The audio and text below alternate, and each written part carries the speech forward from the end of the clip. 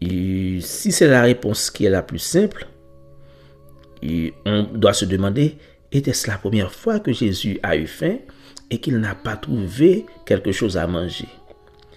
Était-ce une façon d'exprimer une déception, bien une colère? Qu'est-ce qui a poussé Jésus à faire ce miracle, si on peut l'appeler ainsi? C'est un miracle parce que avoir un figuier qui sèche à l'instant même, c'est un miracle. Même si cela paraît négatif, mais c'est quand même un miracle. Mais pourquoi Jésus a choisi de faire cela? Alors, ce qu'il faut surtout retenir dans la vie de Jésus, c'est que Jésus mène une vie intentionnelle. Alors, je parle de son ministère terrestre. Lorsqu'il était sur terre, il a mené une vie intentionnelle. Tout ce qu'il faisait, il le faisait avec un but, avec un objectif. Alors, la réponse que nous pouvons avoir, c'est que Jésus a fait cela afin de pouvoir susciter la question des disciples et afin aussi d'introduire un enseignement sur la foi. Et vous voyez bien que les disciples ont posé cette question.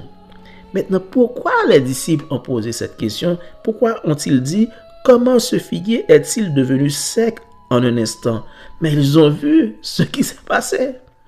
Alors, ils voulaient savoir le processus.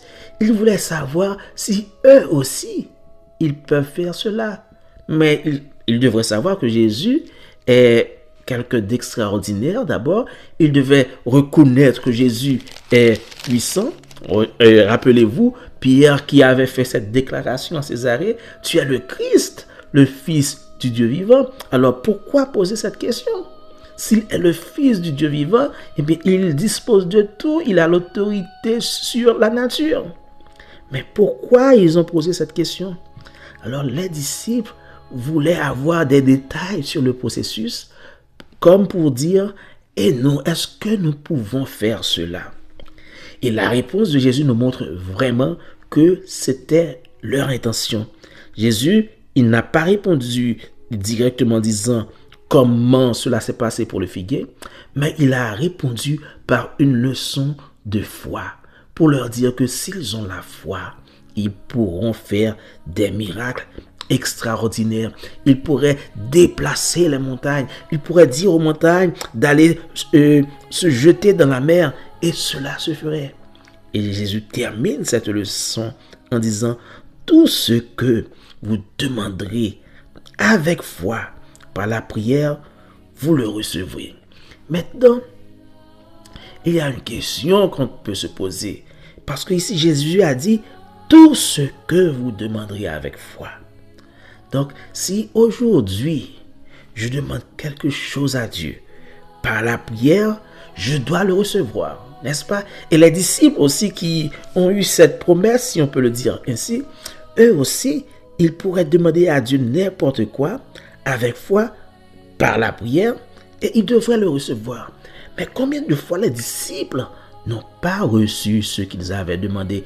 Était-ce par manque de foi?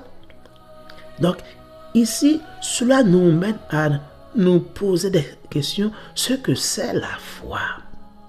La foi, par définition, c'est une ferme assurance des choses qu'on espère. Une démonstration de celles qu'on ne voit pas. Donc, si on espère quelque chose et on le demande par la prière, on a la foi, on a la ferme assurance, eh bien, on devrait le recevoir. Maintenant, il faut regarder la foi dans une autre dimension. La foi n'est pas un outil pour que nous puissions faire du chantage à Dieu.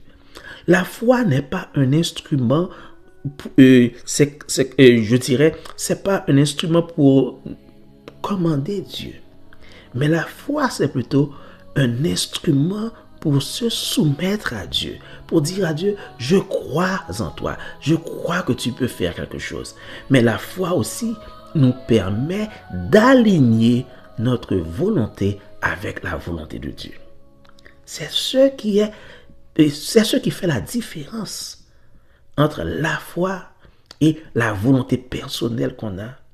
La foi me permet d'aligner ma volonté, d'aligner mes convictions, d'aligner mon espérance avec la volonté de Dieu. C'est pour cela, si on demande quelque chose avec une foi sincère, où l'on se met en accord avec la volonté de Dieu, on devrait le recevoir.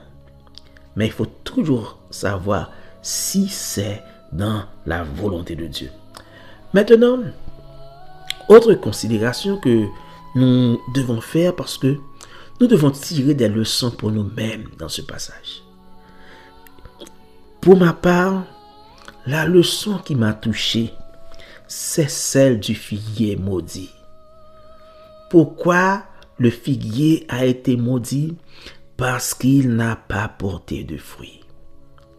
Donc, combien de fois, vous et moi, nous n'avons pas porté de fruits pour le Seigneur?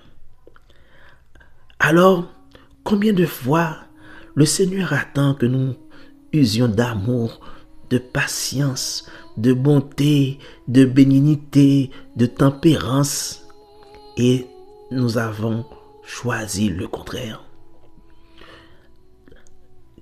Si le Seigneur avait cette même attitude qu'il a eue envers le figuier, que serait-ce de nous? Mais par sa grâce, il nous donne toujours la vie. Mais nous devons prendre conscience que le Seigneur veut que nous portions des fruits. Le Seigneur veut, c'est la volonté de Dieu, que chacun de ses enfants porte des fruits. N'oubliez pas, et je vous donne ça comme référence, dans Galates, l'apôtre Paul a parlé du fruit de l'esprit. Donc, aujourd'hui, est-ce que vous portez du fruit pour le Seigneur? Prions le Seigneur. Éternel, notre Dieu, notre roi, merci pour ta parole. Merci Seigneur parce que tu nous invites aujourd'hui à porter du fruit. Nous t'en prions Seigneur, réveille notre conscience, touche nos cœurs, afin que nous soyons vraiment des témoins pour ta gloire, que nous ne soyons pas des personnes qui portent ton nom en vain, Seigneur, mais que nous portions des fruits. Nous t'en prions, Seigneur. Bénis-nous chaque jour par ta parole. Au nom de Jésus. Amen. Amen. Merci et j'espère que vous avez été bénis. Et aujourd'hui, j'ai seulement communiqué la leçon qui m'a touché. S'il y a quelque chose dans ce texte qui vous a aussi touché, partagez-le en commentaire. Et n'oubliez pas, et partagez cette vidéo afin que beaucoup plus de personnes puissent en bénéficier.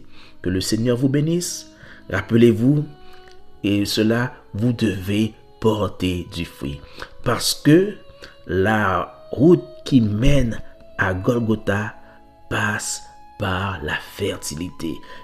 Elle passe par des fruits agréables à Dieu.